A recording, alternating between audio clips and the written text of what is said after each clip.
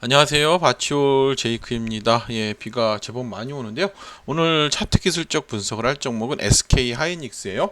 요거 한번 앞으로 전망이라든지 이거 보도록 하겠습니다. 최근에 지금 그쵸, 주가 자체는 바닥에서 올라오는 흐름을 보이다가 재차 하락을 하고 있는 모습을 보여주고 있는데요. 요거 한번 차트 기술적 분석이라든지 앞으로 전망 한번 보도록 할게요. 자, 우리 분석을 하기 전에 이런 경험들 많으시죠? 이렇게 주가가 올라가다 조정이 됐을 때, 이렇게 올라가다 조정이 되면, 올라가다 조정이 됐을 때, 예, 고민이 많이 생기죠. 첫 번째 어떤 고민이 생기죠? 아, 이거 매도를 하고 수익 실현을 할까? 매도의 고민이 생겨요. 첫 번째는. 두 번째는 어떤 고민이, 홀딩의 고민이 생기죠. 홀딩을 하고 추세를 지켜볼까? 이러한 고민이 생깁니다. 그래서 우리가 고민 끝에 매도하면 이런 데서 주가는 올라가요. 여지없이. 또 홀딩을 해버리면 이번에 무조건 갈 것 같아. 여기서 조정받고 여지없이 내려가는 이러한 현상이 많이 발생을 하는데요. 왜냐하면 여러분 이렇게 이런 현상이 자주 일어나는 현상은 뭐냐면 기준이 없어서 그래요. 오늘 이 기준을 잡아드리고요. SK 하이닉스 한번 분석해 보도록 할게요.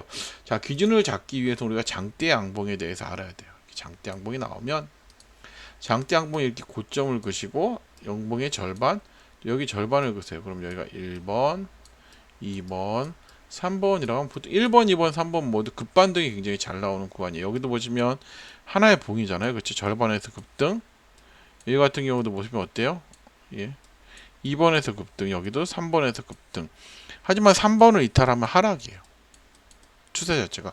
결국 주가가 올라가다 이렇게 조정이 됐을 때, 이때 주가의 위치가 정말 중요한 거예요. 주가의 위치가 1번, 2번, 3번 안에 있으면 홀딩을 하시고 추세를 지켜보셔도 돼요. 하지만 3번을 이탈했다 그러면 수익이시면 익절, 손실이시면 손절하시고 여러분들 빨리 다른 종목을 매매하시는 게 좋습니다. 우리 이제 SK 하이닉스를 볼 텐데 항상 월봉부터 보세요, 여러분들. 이렇게 보면 추세선을 이렇게 그려볼 수도 있겠죠. 이렇게 추세선 그는 법 아세요, 여러분들? 이렇게 그는 거예요. 저점 이렇게 긋고 이렇게 그시는 거예요. 이렇게 얘는 추세선이 이거예요. 이런 식으로 가는 거예요. 이거는 특출나게 올라갔던 부분이긴 하고 결국은 이 추세선을 잘 지켜가는 흐름인 거예요. 여러분들 추세선은 이렇게 긋는 겁니다. 자, 그러면 이제 이 종목은 기준이 되는 봉을 뭘로 잡아야 될까요? 이거요? 그쵸? 이거를 잡아야겠죠. 그럼 적어도 여기에 절반은 지지를 해줘야 되겠죠. 대략적으로 보면 돼요. 잘 안 거지죠? 대략적으로 한 94,000원 정도 긋게요. 94,000원을 여기다 그세요. 주봉에다 그시고 딱 긋습니다. 자, 뭐 따로 긁 거 없어요. 주봉에서도. 그렇죠? 예. 주봉에서도 크게 따로 긁 건 없어요. 자, 주봉에서는 볼까요? 한번. 추세선이 어떻게 돼요? 이렇게 긋는 연습을 해요. 이 저점은 이렇게 저점을 긋는 거고 이렇게 똑바로 직선으로 가 볼까요? 얘는 주봉상은 추세선을 이탈했잖아요. 그렇죠? 좀 내려가야겠죠. 이렇게. 예, 주봉상은 추세선을 이탈한 흐름이에요. 자, 지금 94,000원만 지지를 해주면 돼요. 그래도 일봉에다 94,000원을 긋게요. 이렇게 긋고요. 뭐 일봉에서는 따로 그을 만한 선이 없어요. 자, 이렇게 보면 되는데 여러분들 제가 요즘 여러분들께 방송 드릴 때 이렇게 21선을 놓고 방송을 많이 드리고 있습니다. 자, 21선은 제가 오늘 어떻게 표시를 했냐면 상승 추세일 땐 빨간 전선, 하락 추세일 땐 파란 점선을 표시했어요. 그래서 상승 추세일 때는 이렇게 나오게 표시를 했는데 요거 수식이 궁금하시면 저 여기 바치올 주식 아카데미라는 텔레그램이 있는데 여기다 제가 수식을 올려드렸거든요. 그래서 여기서 들어오셔서 보시면 됩니다. 자, 지금 SK 하이닉스 같은 경우 이제 제가 21선을 이렇게 말씀을 드렸잖아요. 저는 21선을 단순 이동 평균선이기도 하면 저는 추세선이라는 생각을 해요. 그래서 21선이 이렇게 상승 추세일 때랑 하락 추세일 때랑 분위기 자체가 틀려져. 상승 추세일 때는 어때요?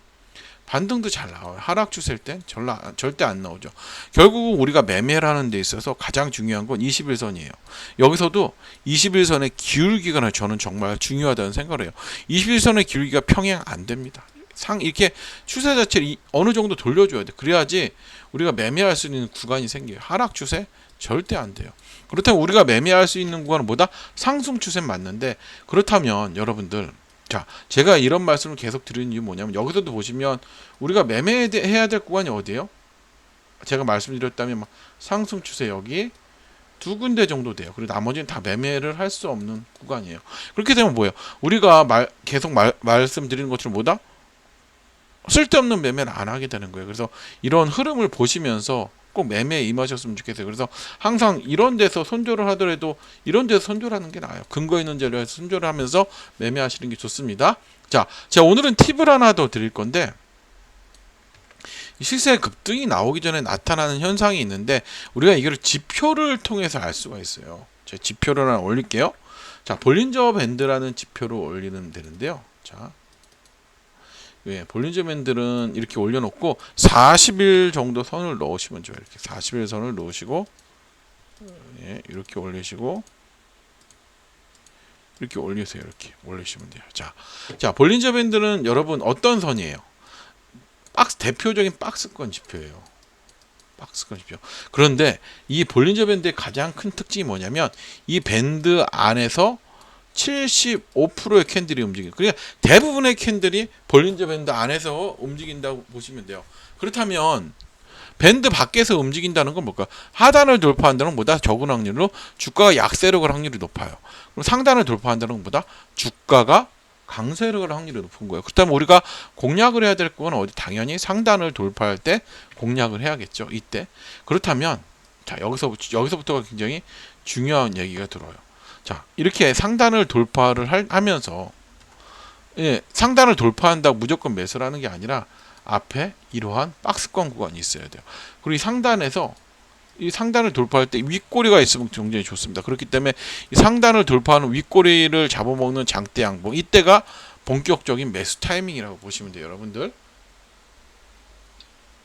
그냥 상단을 돌파한다 여기서는 매수를 해도 돼요. 왜냐하면 어느 정도 박스권이 형성이 됐기 때문에. 근데 안 가면 손절을 하시는 게 맞아요. 그렇다 다시 다시 매수를 하시면 되니까 이런 부분은 손절도 굉장히 중요하기 때문에. 왜냐하면 주식은 100%가 없잖아요. 그래서 손절 꼭 하셔야 되는 거고요. 이 박스권 이것만 지금 기억을 하시면 여러분 매매하시는데 시세 급등하시는데 굉장히 편할 거예요.